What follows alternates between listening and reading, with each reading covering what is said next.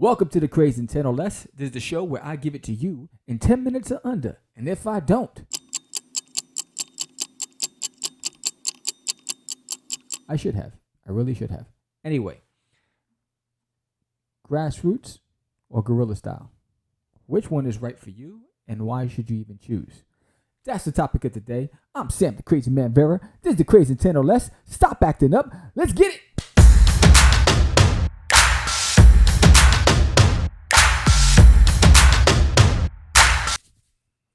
So, grassroots marketing as an independent. Should you stick there?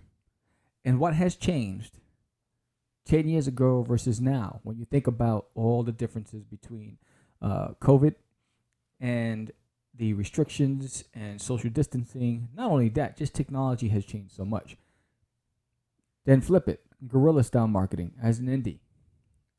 Can you actually enter that arena? Do you have the tools and the resources to be able to do some guerrilla style marketing? What's the difference? I'm glad you asked.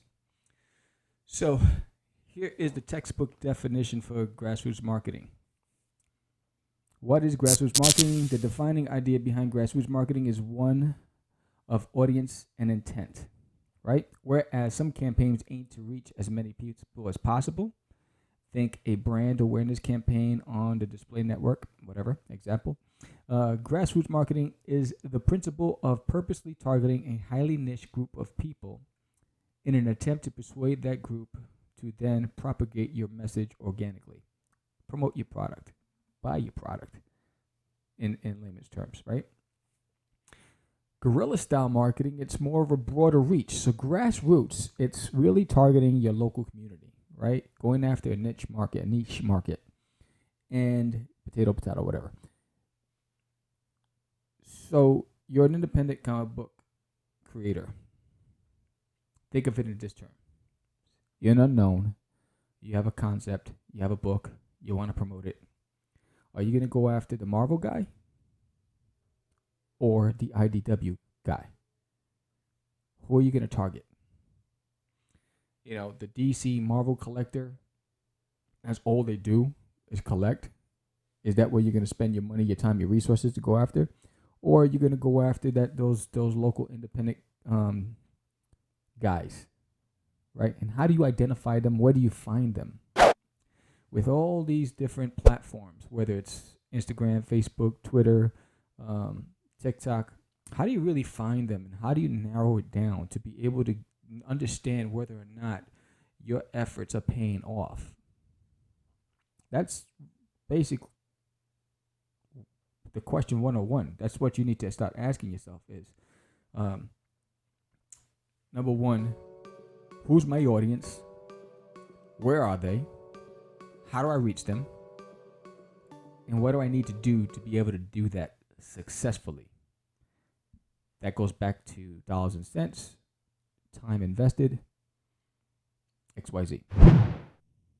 As an independent, are you trying to go beyond the reach of your community and do some guerrilla style marketing because you want to hit everybody and have a broader reach, but really can't gauge whether or not there's a return on your investment?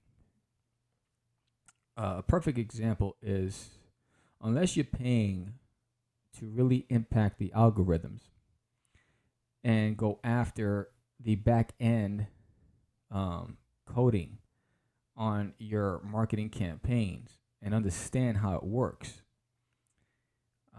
you're going to get lost in the shuffle. Amazon's a great example of that.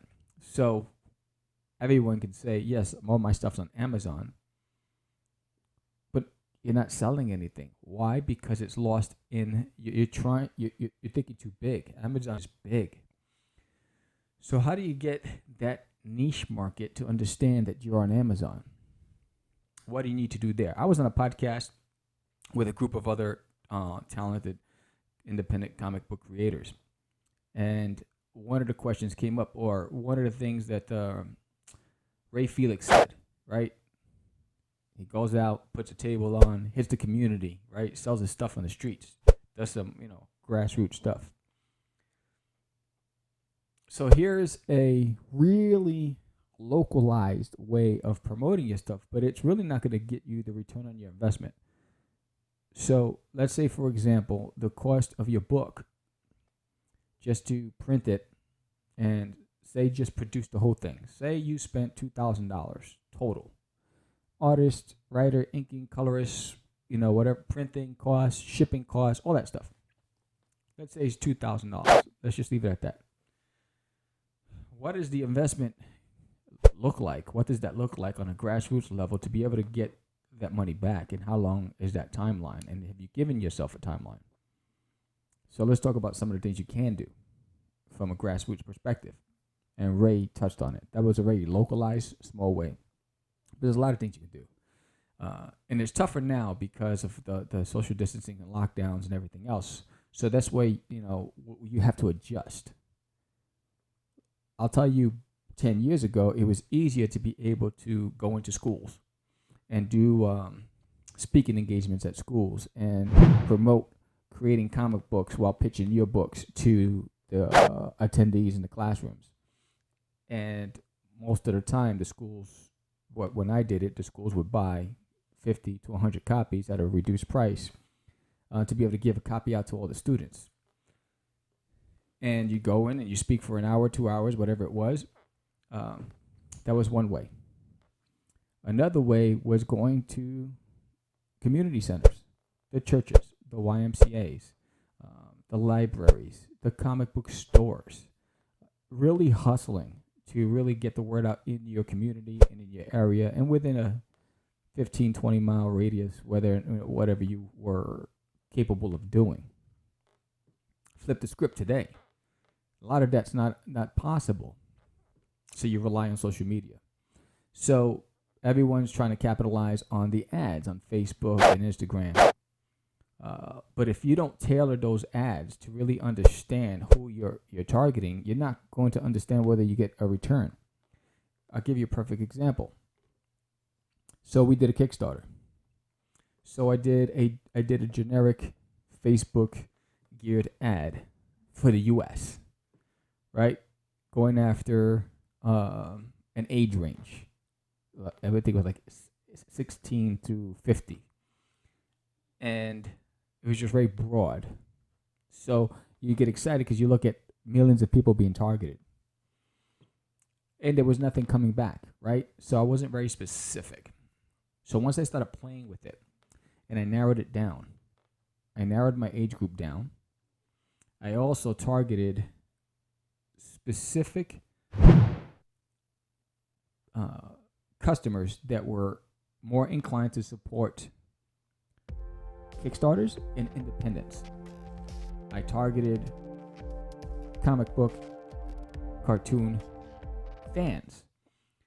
I really went in and was very specific, and I didn't go so broad, and I also picked some specific areas in mind.